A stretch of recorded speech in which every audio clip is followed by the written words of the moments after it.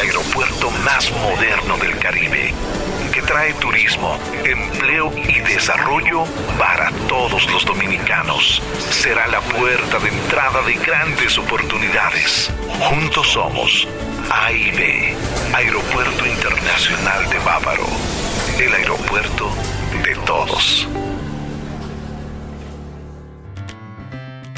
En verano hay buen clima, más tiempo libre y los días son más largos. Sin embargo, desde que inicia el verano, aumenta el calor y la factura de la luz por un mayor uso de los electrodomésticos en casa. Encendemos y usamos más los aires acondicionados por el calor. Tenemos más tiempo en casa y los antojos y el tiempo con la nevera abierta aumentan. O la televisión se queda encendida mientras hacemos otras actividades.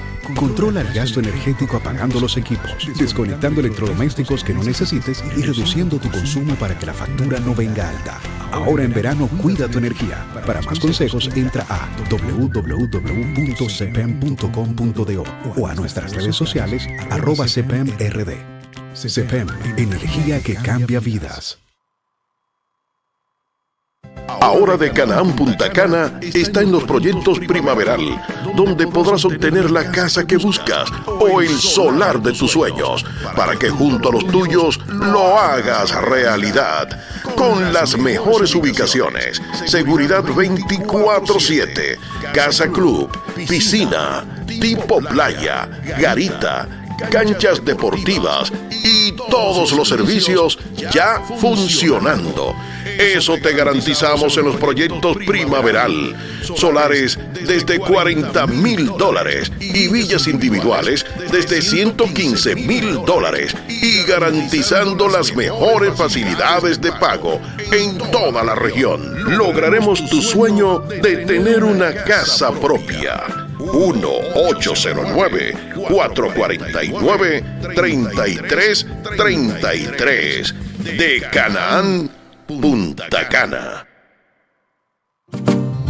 Mana, la verdad que el dinero no está rindiendo nada. ¿Y dónde que tú compras? Allí en la esquina. Oh, es que tú estás mal. Dale para la tienda Ike. La escuché hablar de la tienda Ike. ¿Qué puedo encontrar allá? En tu tienda Ike encuentras ropas, calzados, juguetes, cosméticos, plásticos, cristalerías, accesorios, muebles, electrodomésticos, adornos y mucho más. Todo lo que te puedes imaginar en un solo lugar. Encuéntranos en la avenida Barceló y en Verón, Punta Cana. Síguenos en Instagram como @tienda Ike. En tu tienda Ike, las temporadas están de ofertas todo el año. Siempre contigo, tu tienda Ike, más por menos. Hi, everybody, and welcome to Mario Fama RD Podcast. Sorry for taking a little bit of a hiatus the last 2 weeks, but we're back right now with a brand new show. But before we get started, I want to give a special thank you to our sponsors for the show. We have 3 great sponsors here that I want to mention. If we can just get them up on the screen.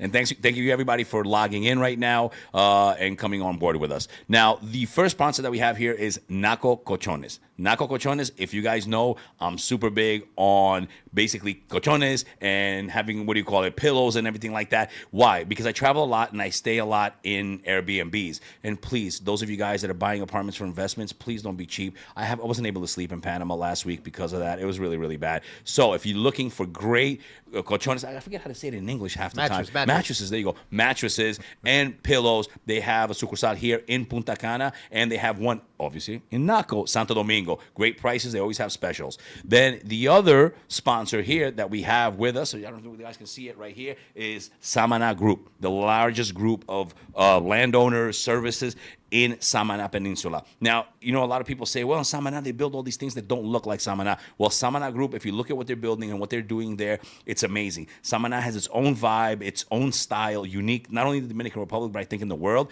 And their company embodies everything that Samaná is, should be, and will be in the future.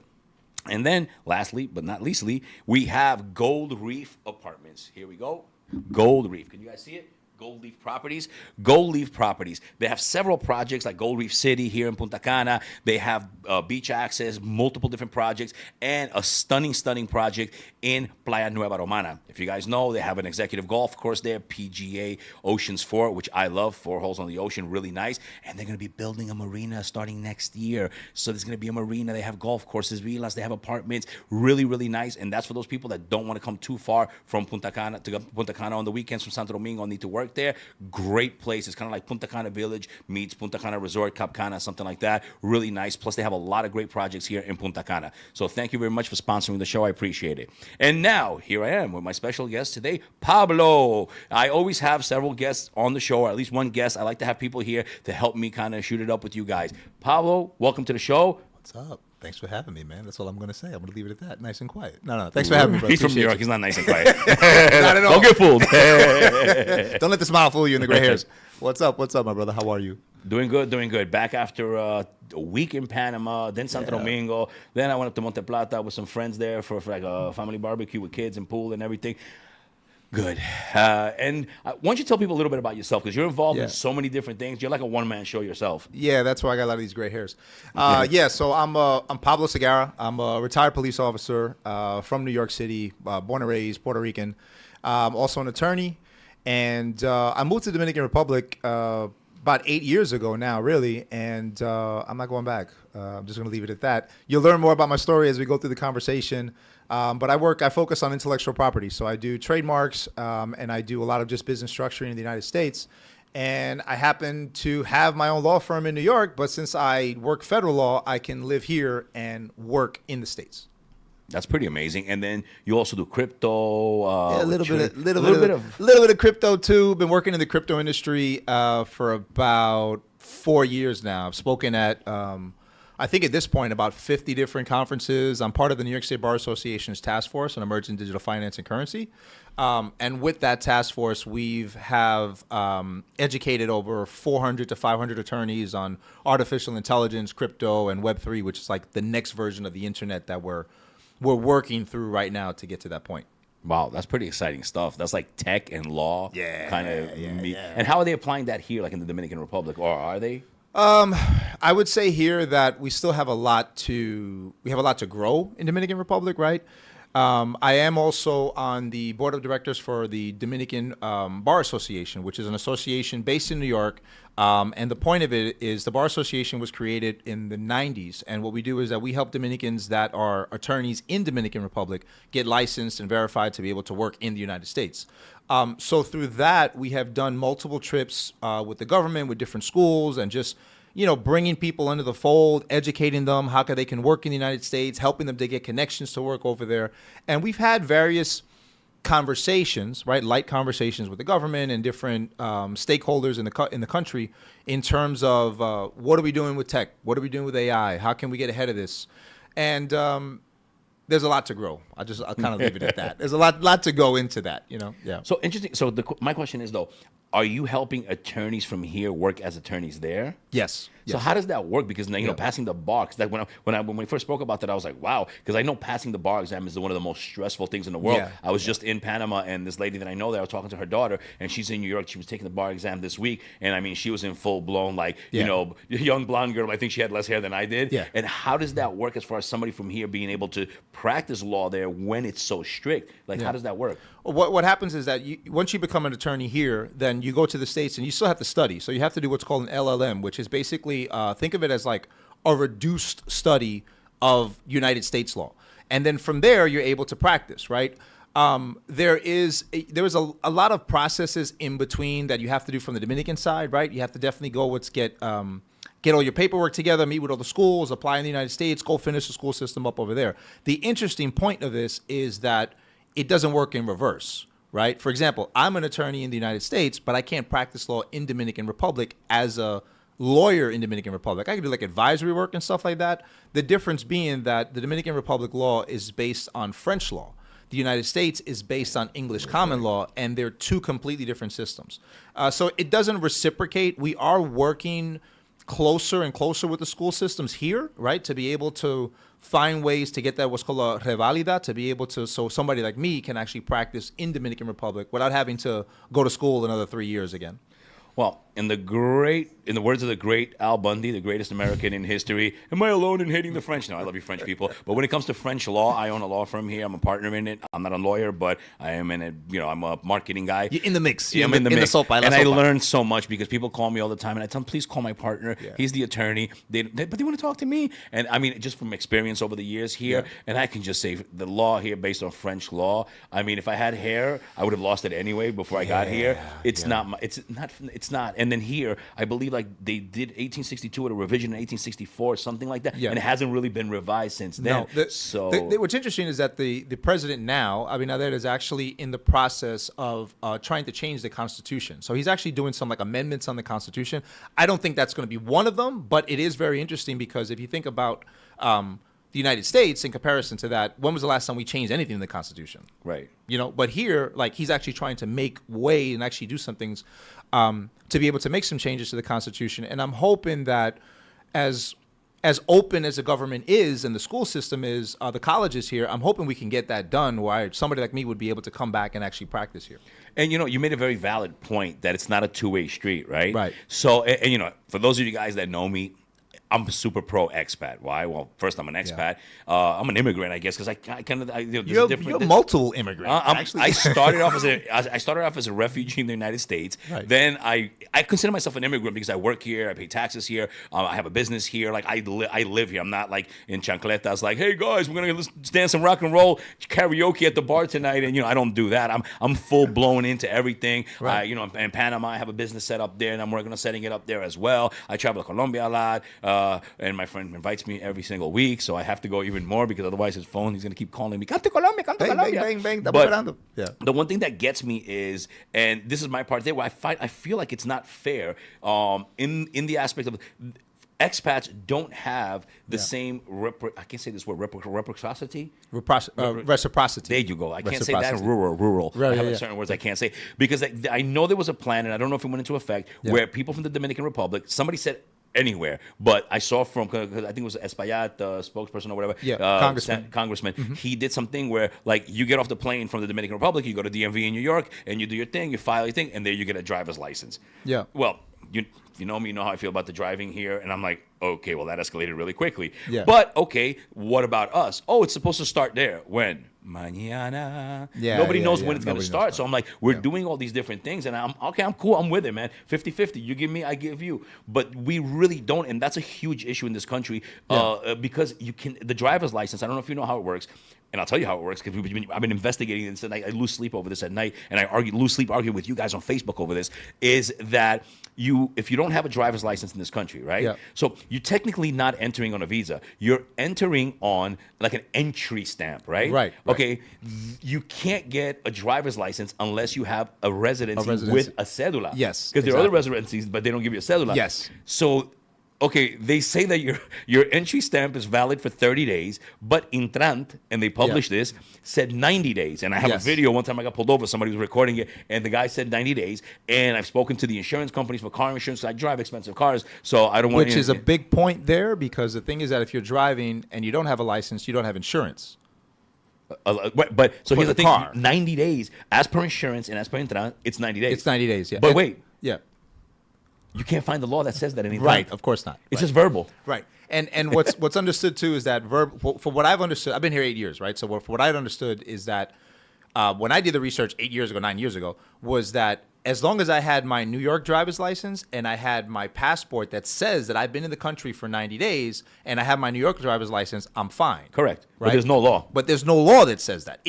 That's what the cops tell you in the street, right? And my partner, who's a lawyer, he said in theory, let's say right, in theory, right? Let's say if you were to get like they don't want to cover at 60 or whatever because they say you're illegal. Well, yes, but no, because you didn't overstay a visa. Right. You overstayed You don't an have a entry visa. stamp. You overstayed an entry Correct. stamp. So that Yeah. could be taken to Supreme Court or something like Oh, that. So yeah. it's super complicated. But I know we debate this all the time, guys, and I got to tell you, that's what it is. There's no law on paper. But yes, insurance, and I can tell you, I had $18,000 worth of damage on my Volvo when I made the mistake in Santiago at 2 in the morning of going through a green light. Never go through a green light at 2 o'clock in the morning. So I would not T-boned recommend somebody that. that went through the red light, Yeah. and that was $18,900 in damage, and they covered it. That was the one time they looked at my passport. I had 10 grand worth of damage on my BMW. I've had a windshield, 90,000 pesos. I've done about 30-something thousand dollars of claims over the last 3 years on my cars because I drive a lot. I know people say, "Oh, I'm not a bad driver." I drive a lot. No, you're consistently on the road, bro. I put Consistently. 1,500 miles in 3 weeks on my car. Yeah. On I these know. roads here. So I follow you. I follow your social media. I know. I'm like, on the road again, feels so good. Yeah, No, it does pretty not much. feel good. But yeah, so it's just really weird that there's no reciprocity. And I don't see anything being done about that. And it's not just here, it's everywhere. You know, when you look at it, because, you know, we are asked, you know, this country particularly, right? Yeah. Panama's starting to step it up, for example. Colombia, they're asking people to come little by little more. Dominican Republic is every single month, they're at some fair asking people to come and invest. Right. I like it. I'm all for it. Come through. You know, it's a bilateral economy, whatever. We're connected. Dude, people ask me, where you from? I say, I'm from Dominican Republic. I'm from the New York province because New York has more Dominicans than Santiago. No, they actually have more than Santiago. So I'm all for it back and forth. But you know what was weird, and I learned this as I travel, living abroad, you start to notice things. Once you get out of there, like, oh, I'm at the beach and everything. Okay, and you start getting into real things, right? I noticed that there are no police officers, there are no judges. There are no even lawyers, hardly. There may be one or two in the country that I don't know about that were born outside of said country, whether it's Colombia, whether it's here in Panama. I have seen that. My lawyer, he's Panamanian, but he's French. Right. So he was born in France. His father was a diplomat, was the French diplomat, whatever, you know, representing France in Panama. Yeah. But I've seen it in Panama. I have not seen it, like, you won't see in Colombia, you know, a police officer that was born in Bolivia. Outside, anywhere, right? Yeah. Which is really weird because what happens, I feel like we don't get, you know, being an attorney, I think you might understand, I'm always trying to fight for the rights, you know. The reason I funded, I opened the law firm with my partner to fight not just for expat rights, but everybody's rights here that wants to hire the law firm. And I feel like we're in a point where it's like we're not, like, you know, a lot is coming in, but there's no, we don't have any representation. And that's something, I don't know, have you seen anything changing that? I haven't, right? And the thing is that my entire life is diaspora studies in a way, right? One way or the other. I'm Puerto Rican. But I was born in New York, raised in New York. I've worked a lot in the nonprofit sector in Puerto Rico. Through a few conferences and a bunch of different organizations. And with Puerto Rico, what I've seen, right, as kind of like comparisons with diaspora, right, is that with Puerto Rico, we've been in the United States a lot longer. This is really the 20s, and then we had a big movement in the 40s. And then so Dominicans were coming in more like in the 80s, 70s, right, that type of era. And I've seen the leg up as to what it becomes and what it takes to get those protections. A lot of it is honestly that we do need a lot of Dominican diaspora to be able to want to come back to the country and step up for that. Because you will have Dominicans, the same thing that you talked about, experiencing as an expat. Imagine a Dominican born, how they would feel, a Dominican born in New York, raise their entire lives in New York, then come back to the Dominican Republic and get treated the same way. Because that happens, right? So you have commonalities there, and you have a ground to be able to work on.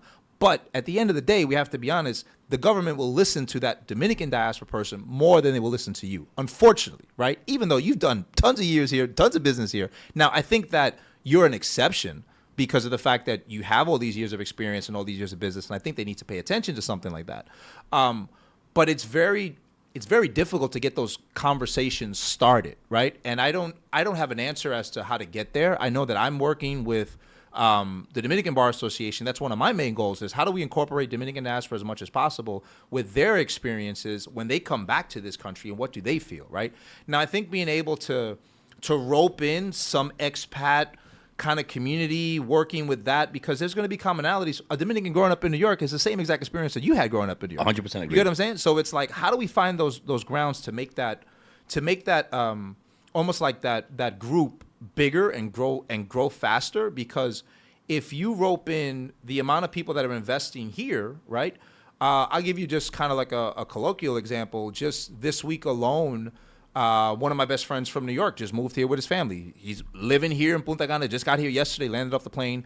I have 4 other people that throughout the past 3 or 4 years in my circle, Dominicans that decided live in New York their whole life, were maybe born, some were born here and moved to New York, and they're saying, I'm going back to the country. I want to buy property there. I want to be able to spend half of the year in Dominican Republic. I do see that growing with this generation, where there is a big movement in the United States of Dominican diaspora saying, we want to either go back to our country or we want to go back to the country of our parents and be able to really own there.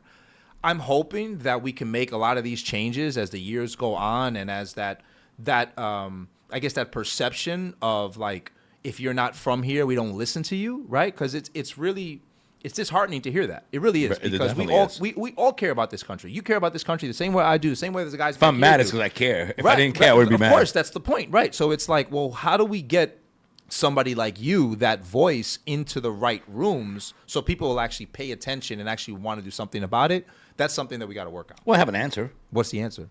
Because it all boils down to one, and I'm sitting here, I'm analyzing what you're saying, but I've known this for a while, and I've said it to people when I've had certain debates, right? It's one huge difference in what we're talking about between people from here, there. Yeah. They were born here, but they're there. Yeah. And those of us from there, here. They can vote. We can't. Good. Very good If point. you cannot vote, your voice does not count anywhere in the world. I mean, look what's going on in Venezuela. They're trying to suppress people's voices. Anytime you cannot vote, you do not count. Yep. Now, I'm not sure. I follow a lot of politics in the Dominican Republic. I love it. I love politics in general. Can we talk about, before you jump into the next one, that important point there about voting? Dominican Republic, in Punta Cana specifically, there was an election not too long ago. That's right? Yeah, I know. Sure, right. There was an election not too long ago. The guy that won, I think he only won by a couple of hundred votes. Well, here's the thing. No. So what happened is this. I'll explain to you. Here in Punta Cana, right? Here's the breakdown in Punta Cana. Yeah. Most of the people in Punta Cana that you see in Cocotal, Cap Cana, all these places, okay, you got your foreigners. 99.9% of foreigners in this country can't vote. So there has to be some kind of legislation through New York, through talking to the Expats, talking to these people. Okay, you guys want some stuff? We want some stuff also, because Dominican Republic and New York and the United States are like this. Yeah, okay, it's different. Bolivia and the United States are not like this. Right. I don't know what other country down. Suriname, and they're not like this. No. Dominican Republic, New York especially, but the tri-state area, everything we're like this, right? So it's getting some kind of visa, something that foreigners, if they do X amount of things here, that they're able to vote. Without vote, there's no power. So I'll tell you what happened here. You see all these people on the right side of the highway, right? Yeah. Okay, foreigners can't vote. And the Dominicans, the poppies that have the properties, that have the money and everything like that, they're not registered to vote in Punta Cana. You have to go in the capital. Or Santiago, Santo Domingo, somewhere else. Yeah. So their vote doesn't count. So you basically had 29,000, I think it was, or something like that, people, de aquelao, right? Who don't even know what's going on. The basic guys, workers, they're like, yeah, we're going to get you guys more jobs in the resorts that are coming. Vote for me. Okay. The same people voted for the same people. There's no change. There's nothing going on. And the people that care about the place, the people that are really involved, that pump billions, there's $1 billion pumped in here. Easily, right? Yeah. And those people don't have a voice. So what happens is, until, in the United States, do you have to be a citizen to vote? No, you can just be a resident, I think, right? If you're a legal resident or something. I don't know. U.S., it's... No, I believe it's a citizen. Is you got to be a citizen. So I guess there's a path to citizenship that's easier. Because what happens in New York, so you guys understand, you've got 700,000, 800,000 voting Dominicans. Then you have other Latinos, Colombians, and everything. So New York City, the politicians have to listen to the Latino community. They have to listen to the Asian community. They have to listen to every community, because they have representation. And when they listen to that, then that's what happens. Yeah. So here, I mean, it's so hard even just to get your residency, unless it's super clear cut. It's not an easy process. So forget about. Even with residency though, because I have my residency, and like I said, I've been here 8 years. I still can't vote. And then how many expats do you know that actually became citizens? I can't count them on one hand. But now you can go up to Washington Heights, to Bronx, Brooklyn, and you'd be like, No, I got my passport. Yeah, of course. That's what it is. And I think and you touched on a very valid point. We have to figure out a way, maybe, to people that are invested in the country, that bought property, they're doing their thing here, to be able to get, number one, citizenship or voting rights. Right? Because then you have some sort of power. Right, because you have people that are financially, emotionally, and mentally invested into the country, right? And they care. So those people are going to care about what's going on in the politics. It's not in the interest of the people that want to keep it the way it is, but it is in the interest of people that want to make things better. Then the same thing, you made a very valid point, that I make this point all the time. if you're Dominican and you were born here but raised there or raised there, you're second generation, they, in a certain way, they have a harder time adjusting to here than we do. Very much so. And I got a funny story about that when we get to it. They could be like in the house, oh, your mommy get okay, oh, yeah, you get blah, blah, blah. But the minute they get here and you start talking about financing or any legal documents, they're just like, could you guys tell me in English, please? They can't. And I understand it because I'm Romanian and I can speak Romanian at like a party, my family, I speak fluent, right? Perfectly, right? But the minute you put on, like if you put on a contract for property, I remember I was working on getting my first passport, Romanian passport, and I was like throwing like a hissy fit in my house with my mom. I was like, Mom, I don't understand this. What do they want from me? What does this even Explain mean? this to me, please. Yeah. I don't understand like college level, Romanian, especially on documents, right? Course, yeah. And then the other thing I always say, and like some of my boys are like, yo, bro, you notice every time I'm in DR with you, like my family's never around. I'm like, yeah, I noticed it because I always feel, sabemos de tigueraje. Like the tigueraje here, it is what it is. It was born here. It's stamped. So they have a harder time adjusting because I remember talking to this one girl. She bought an apartment in Naco. Her family hit her up for money. Somebody in the building set it up in Naco that they robbed her apartment when she wasn't there. They have all these things going on, and they're just like, I'm just not here for it. I'm done. I'm not here for it. I'm going back. A lot of it's it's stress. It is. You come here and it's like you get stressed where it's, let's be honest, like your family leaves from here for a better life, right? And for whatever reasons those are, right? For a better life, you go, and I'll go through the story of my wife as an example. My wife's family's from El Seibo. My wife's from El Seibo, born and raised there, right? Left to Maryland, went to school in Maryland, did her thing over there. When we told her parents that we were moving to Dominican Republic, mind you, I'm some kid from the projects in the Bronx, right? I'm Puerto Rican, 100%, yes, but I was born in New York, right? But I know Puerto Rico like the back of my hand too. Well, we moved back here. Her parents literally was like, what for? Why would you do that, right? And then when we moved back here, she's the Dominican, I'm the Puerto Rican. I was fine within 6 months. I had no problem. I was chilling, loved it. It took her about maybe 2 years just to get comfortable because we had a lot of those situations where we'd go places and they would say that she's a gringa and she's like, yo no soy gringa, yo soy del Seibo. Like, what are you talking about? I got the moto scar, I got the thing here, like, what are you talking about? So a lot of those conversations are really where like I live my life in, right? This has been my life experience as being Puerto Rican, but I see the commonalities from the Dominican Republic. It's not much different, right? So I like to talk a lot about that with diaspora people from the States and trying to kind of almost like help them get acclimated here, right? And I think what you're doing even with the legal services, I think it's super important because like you said, okay, you can have, conversational Spanish you can have within your family, fully understand your parents, fully understand everything that goes on in your family. But once you come here and you got to look at a contract, I mean, I'm an attorney and I had to use Google Translate a million times, right? And I'm fully fluent in Spanish. And me sitting there, I feel that I've done it so much that I've almost got better at reading like contracts in Spanish than in English now because I've done it so much here. But there are words and clauses and terms that you can't even translate into English. You have to just kind of go with the flow of it and kind of figure it out, right? So there's a lot there with just those like intergenerational experiences that I think Dominicans will. I think it's going to go in. I'm not going to leave negatively. I think it is going to go in the right direction because, like you said, Congressman Espaillat, I met him numerous times. I know what he's about, right? And the thing is that he's done tons of programs, tons of things to help to grow the diaspora. Dominican Bar Association that I'm a part of, right? We're consistently doing these programs back and forth. How do we rope in Dominicans from the States? How do we get them connected and create that bridge, right? Like a puente going back and forth. And I think that it's of super importance for the future of the Dominican Republic. The difference that I've seen is that the diaspora here are still, even with all that, they're still more accepted in the government. They're still more welcomed than Puerto Ricans do to their diaspora. So I'm not very proud to say that, but I do see that difference, and I think that we're going to go in the right direction. Well, I can see the difference because before I decided to settle here 100%, actually it was much easier for me to settle into Puerto Rico. I had a place to stay in Guaynabo. I don't pay to go. I had a ton of buddy passes to go to. Right. So it was actually easier for me to settle into Puerto Rico. And I did notice. I mean, I have 2 Puerto Rican kids, so I see the difference between New York Puerto Ricans and then the Puerto Ricans from Puerto Rico. They'll be like, oh, well, you guys. Yeah, a lot of that. Yeah, you do get, and it's 2 different. It's kind of like 2 different people. It's 2 different vibes, but it's also you see that here a little bit. I'll explain to you why. Yeah. You said people leave here for a better life.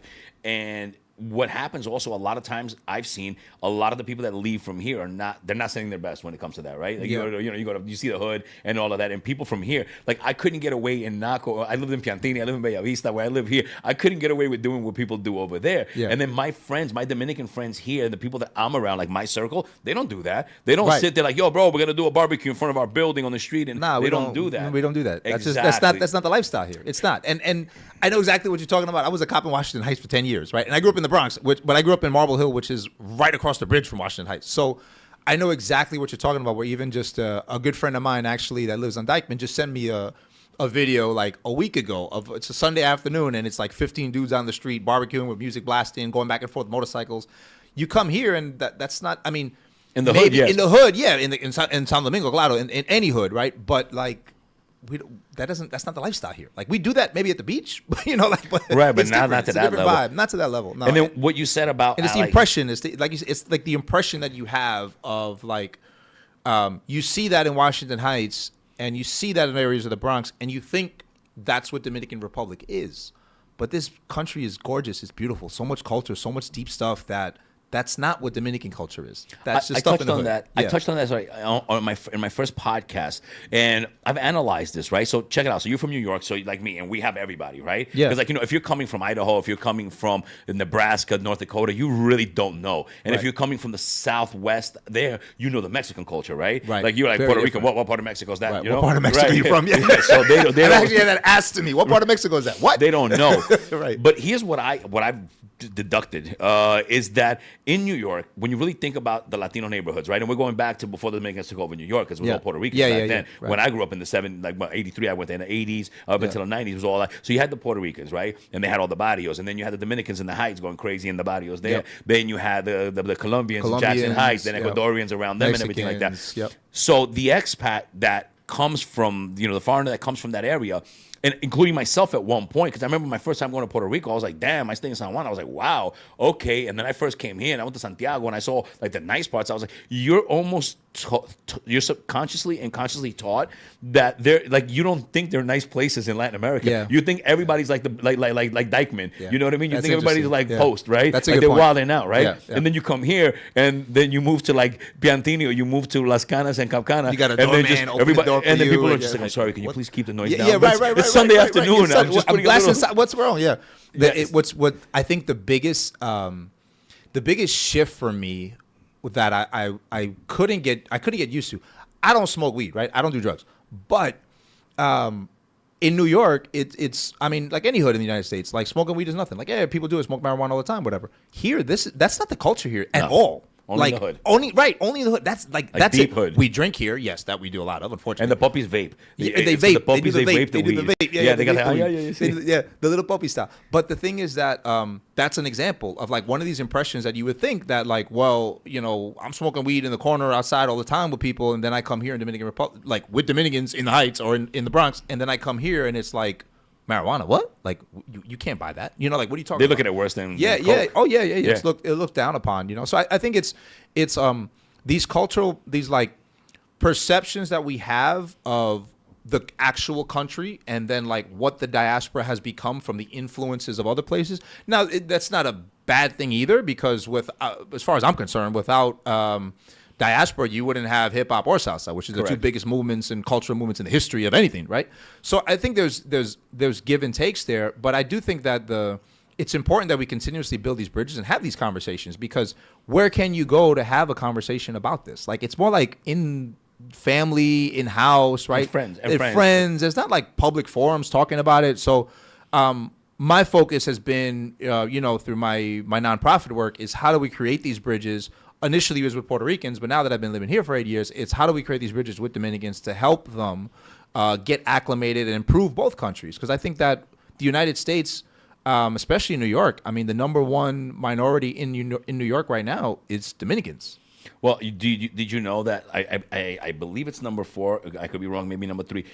the approved. Okay, so you know the they- visas. the visas, right? The approval rate for visas. Dominican Republic, for a small country of like 11 million people, is either number 3 or 4 in the world for approved visas for the United States. So when I say that we are an extension of the U.S. here, and New York City is an extension of DR, it goes both ways. Of course. Like me, because people ask me, they were like, "What was your culture shock?" Moving to the Dominican Republic. Okay, besides the bad driving almost killing me and getting worse now, and the way buildings look, we're talking about architecture, right? There was no real, for me, myself, personally, because I was up in Dykeman, I was up in 145th, 148 in the pool halls when I was like 15 years old, playing NBA You came jazz. here and it was like, whatever, you felt comfortable, you felt like you were there again. Food, Yeah. everything was like, okay, the atmosphere could be different, and the way people move, obviously, that's different, the what's allowed and what's not allowed in society on a daily basis. But as far as like everything else, like I don't see it. Like if I'm right now, if I go to the Heights right now, if I go to parts of the Bronx or whatever, I don't feel any different than if I'm like in what do you call it, in Venezuela, in Santo Domingo. Right. Because I remember, I never forget that the Bar Association, we did like one of these trips, and this is like the first trip I did, and they took, they were walking around, what was it, like a Sunday, it was like a Sunday evening, right? And we're like walking around Zona Colonial or something, and they have a group of Bonnier that they play like merengue and stuff like every Sunday, whatever, and they were like, taking me there, and they were like, "You got to be careful though, because this is different. This is the capital. This is night." Blah blah blah. And I'm looking around. I'm like, "Bro, I grew up in the projects. Like, what are you talking about? This is nothing." Like, New York, bro. It's New York, right? I'm like, "What the hell? What is this? This is nothing." Like, I felt just as comfortable there as I would in my own hood in the Bronx. Like, it's no difference, And I think that it's give and take. It's good and bad. It's good and bad. There's a lot of things. That's with anywhere you move, you're going to get pros and you're going to get cons. And that's what I think is important to, like, and that's why I started this podcast, to talk about everything, not just the good and the bad, but not just the good, but also not just the bad, right? I'd like to kind of bring up different topics because I know there are a lot of influences, and it's so, and I got to tell you guys, it's super easy. If I started doing right now, like, bachata, cerveza, look at my salami, I would get like 10,000 hits right now, and everybody like, oh my God, it's so great. But when you say things that are uncomfortable for people to hear sometimes, people are just like, but somebody has to say it. Somebody has to say it because, there are challenges to moving here as an expat. Well, let's talk about those. Yeah. Let's talk about those. Well, what was your biggest, because for me, I'll tell you, my biggest challenge is to this day, because I didn't, coming from New York, we don't have, and you're Puerto Rican, so again, you do that, you're right next door, right? Yeah. So I think for you and for me, the challenges were minuscule compared to what people coming from Nebraska, Ohio, or Iowa, or even Canada. Yeah, right. You get a lot of Canadians that come here. Yeah. All right. They're Or gonna have Wisconsin. exactly. They're gonna have totally different challenges. Of course. So we have a very minimal challenges when it comes to that. Yeah. My main challenges, because I am East European, so there are things I feel like we all have in our DNA based on our culture. In my DNA, it is like, get it done. Like, we're super aggressive. Everybody, like my business partner in New York, he's half Colombian, Panamanian. He's half Panamanian, half Colombian, Puerto Rican, whatever. And he's like, yo, bro, I've never met a Romanian that's not intense. You guys, like, you just have Very an true. intensity. I've met, I think, a few in my life, and yes. And we're all like this. all the Right. same attitude. We just can't control But I love it, ourselves. because I'm the same way. Yeah, right. But having that drive here and being a doer, I want to do everything now.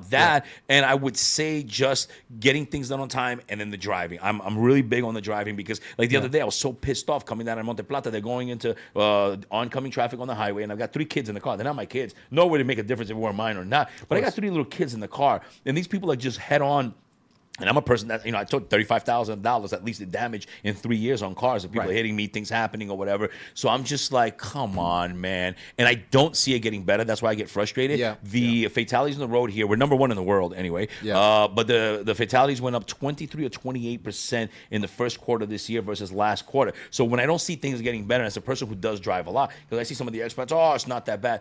Listen, Chuck, you drive from like Sirena Market to your house to Jumbo and back. Yeah, you're not doing what I'm doing. I live all over. I'm in Santo Domingo. I'm on the highways. I got my girl. She's got my car. I got the kids in the car. I got this going on here. I've always got something going on. So those are my biggest challenges, is getting things done right and on time, and the driving. The rest of the stuff I think I can deal with. And then being in business, which is a separate thing, right? Because it's unique to me and to people that actually have a business, but even that, there's a division in that. There are people here who have a business like me, who want to make money, who want to buy their car, their apartments. I'm really doing it. And there are people who have businesses here, but they're kind of like playing. When I got a restaurant, I make $1,000, $2,000. They have a nest egg. It's kind of, it's a hobby, right? It doesn't work. They shut it down. They say whatever. Exactly, right. So it's not their livelihood. Exactly. So those are my challenges here, dealing with business, because the lack of regulation in this country, is great for two different things. Well, it's great and it's bad. Yeah. It's great because the lack of regulations. You want to open up a bar? Great. You want to get a little bicycle with a boom boom? Oh yeah, Mario Cerveza, bing bang, bing bang, bing bang, and I'm selling beers on the street. I can make money doing whatever here. Right. But it's also bad because there's no regulation, and because I'm in real estate and legal, law related things.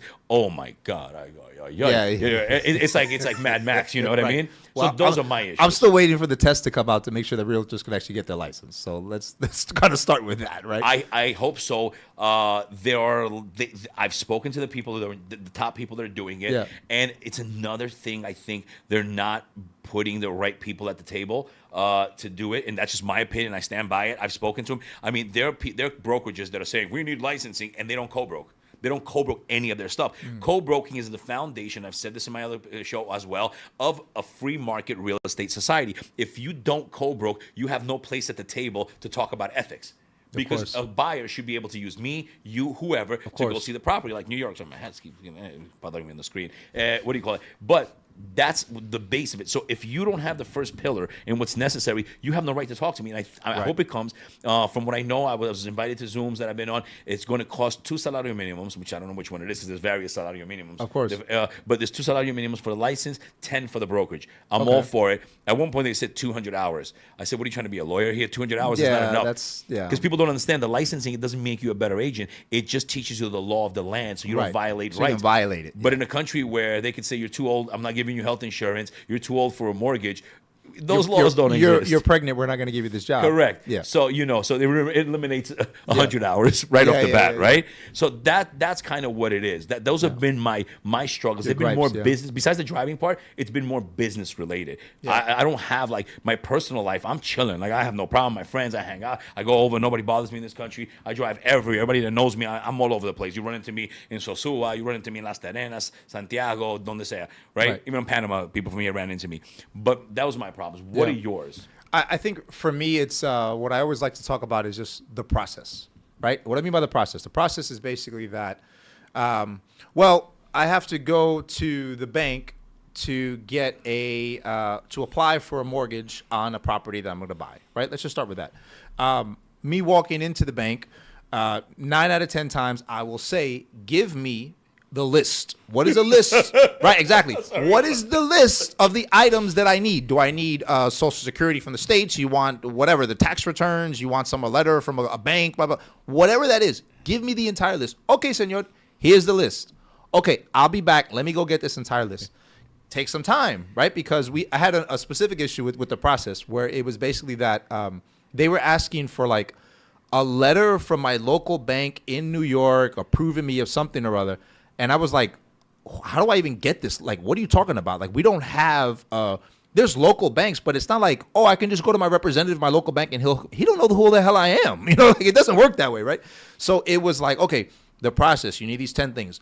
It takes time to get them all. You come in a week later, 2 weeks later, sometimes 3 weeks later. And then if you're traveling back and forth, forget about it. It's months. You come back and you tell the person, okay, here's the 10 items. Everything's great. Apostillar, I got all this stuff done, the sello, all this stuff. Look, here you go. Oh, pero señor, tú no tienes estas dos cosas. You forgot these other 2 things. And it's your fault. But it doesn't say it on the list. It's your fault. But it's my fault. You don't have the nail of the bear, of the polar bear that was cut no less than 24, no more than 48 hours. And it has to be from the 48 parallel of the Yukon. And it has to be yellow and a little bit of green to it. Otherwise, you're not in. You know what I'm saying?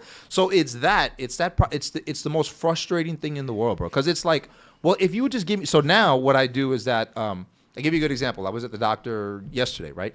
And he's telling me all the things I need to do for like insurance and to get checked out and blah, blah, blah. I said, okay, fine. I asked him everything 5 times, right? Wrote it all down. Got my little notes together. He's like, pero coño, you don't listen? And I'm like, I need you to record, repeat it, right? Wrote it all down, got it all done. Went to the office to go get everything I need. The next day it showed up. Oh no, it doesn't. This doesn't work. And I'm like, what the hell do you say? What do you mean it doesn't work? The doctor just told me. He gave me a whole list. Look, I got everything here.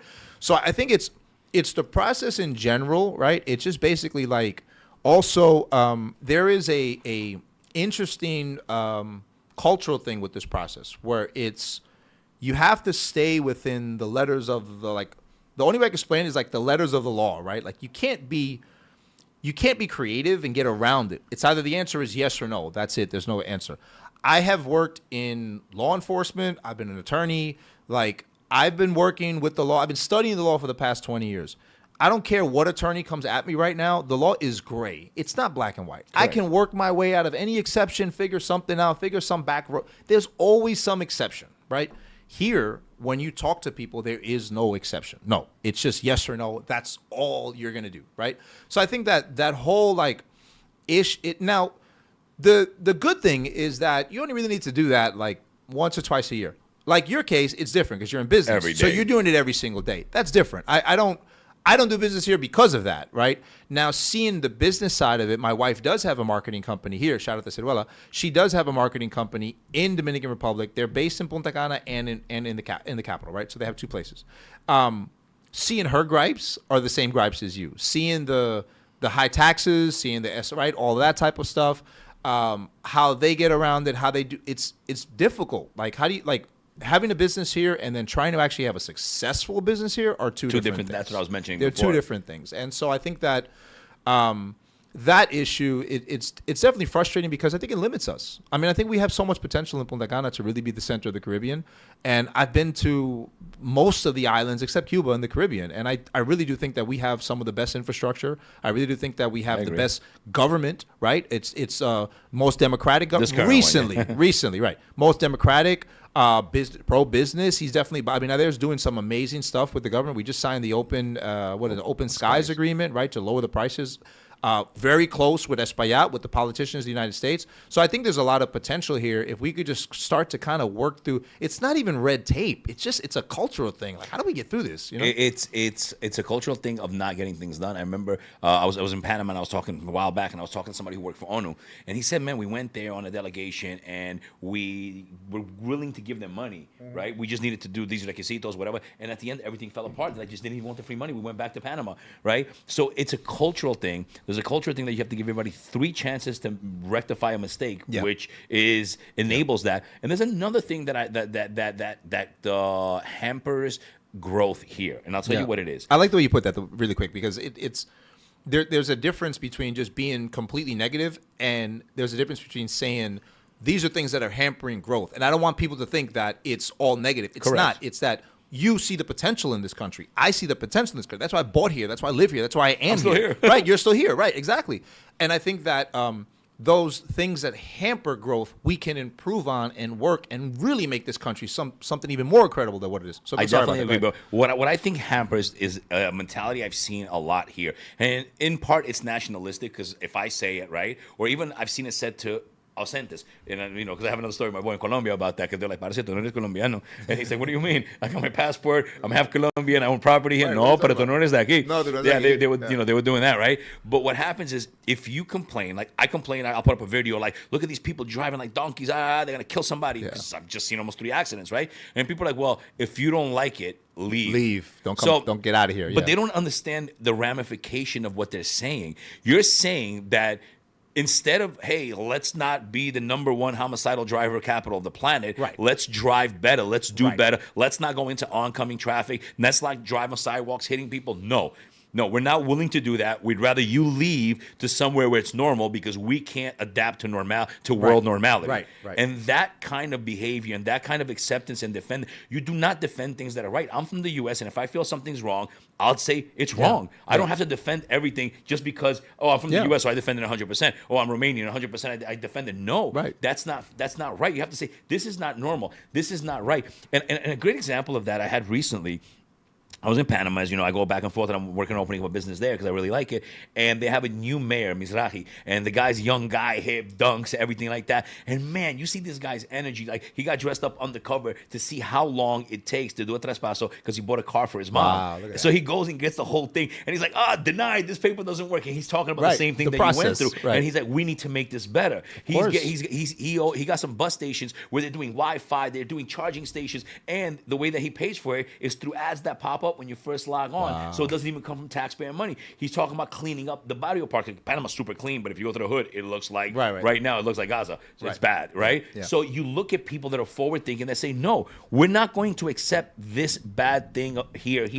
We need to make it better, and that's a mentality here of acceptance. People get very defensive. It's a very defensive society, and the minute somebody feels uncomfortable, they shut down, they defend everything, and they're not willing to debate, to talk, and to say, well, yeah, you're right. You're right. How can we fix it? This is, you know, I know people that died driving, and I wish they would have been around, still be alive and they could have if we would have done that. Why don't we do this? Why don't we make these things easier? We want a lot of expats here. We want people to buy here. Why don't we work together with the banks to not make it so difficult? There are businesses here. I can tell you, like I have my people. I can open up a car dealership right now and start importing cars tomorrow, and I guarantee I'll make money. But the stress and the headaches that I would have, I don't want to do it for my health. So there's opportunities here that there's a lot going on, but people never look at what's being lost because of the way things are. It doesn't work 100%. It's not all like, oh my God, paradise. People come and invest, and a lot of people, it doesn't work out, not because their idea wasn't good, not because maybe they weren't good, but because of how things are. And we need to address and change that.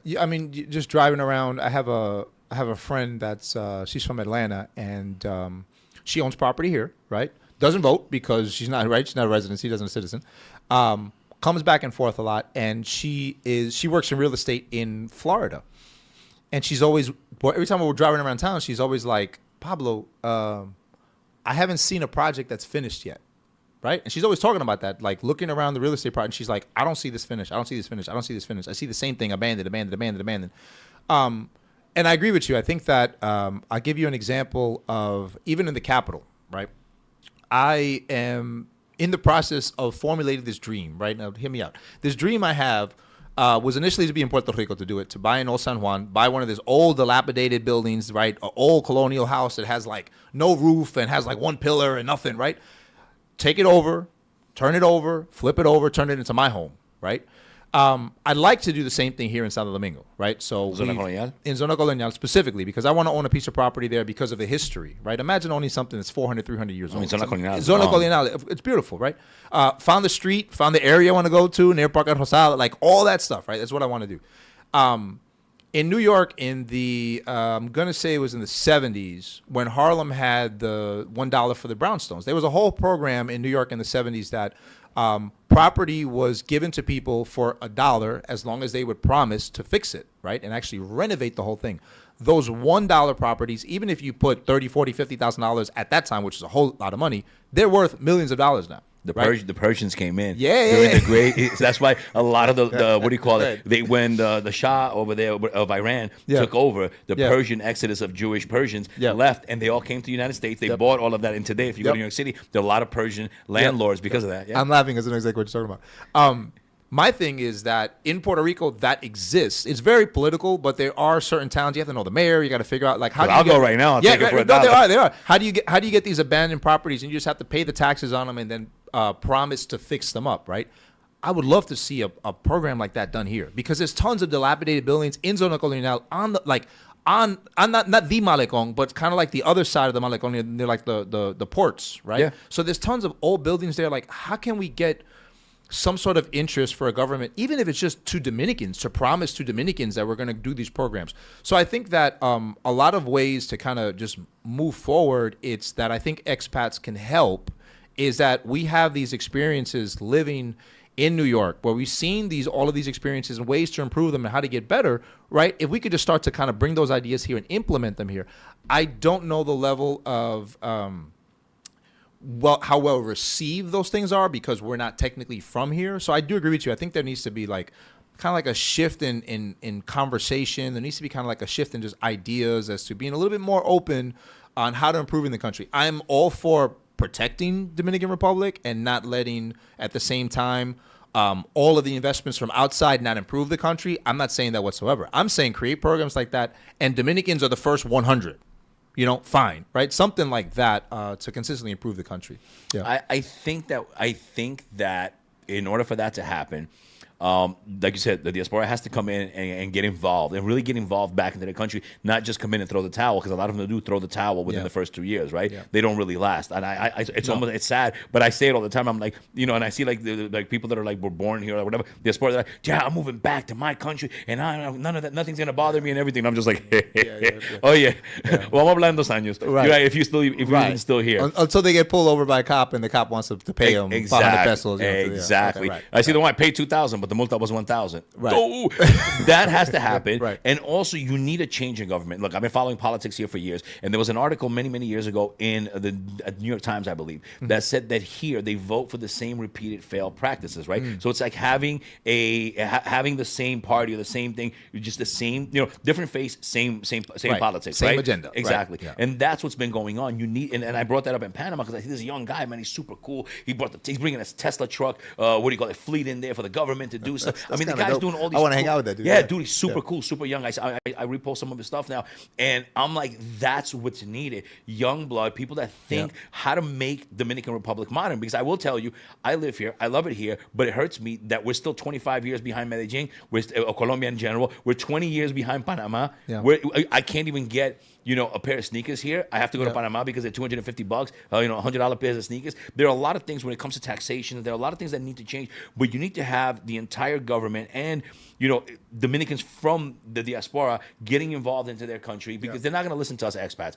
They only listen to us when we're putting money down for an investment. I'm going to be honest, right? If not, nobody's going to listen to us because we can't vote. So that's what it is. I think it's a long-term, plan, but the conversation has to get started, and that's what we're here to do today.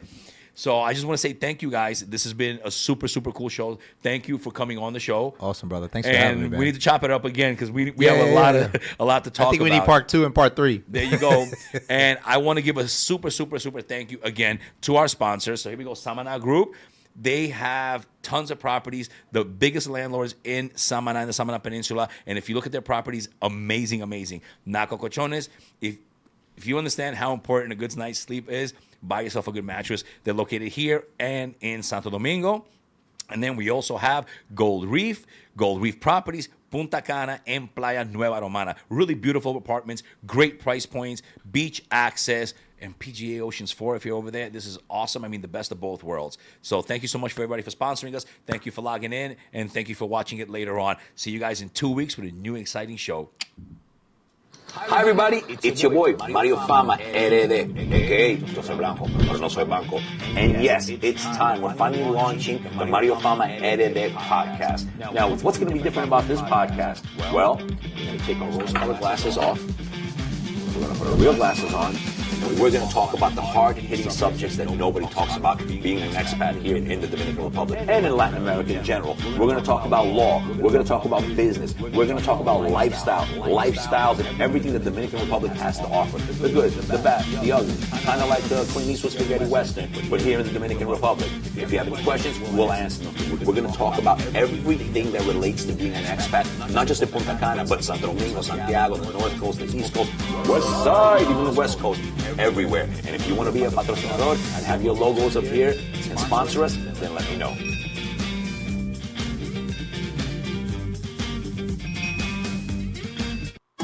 Si quieres comer carne de la pura, si quieres comer de Doña Pula, vámonos a comer donde Doña Pula.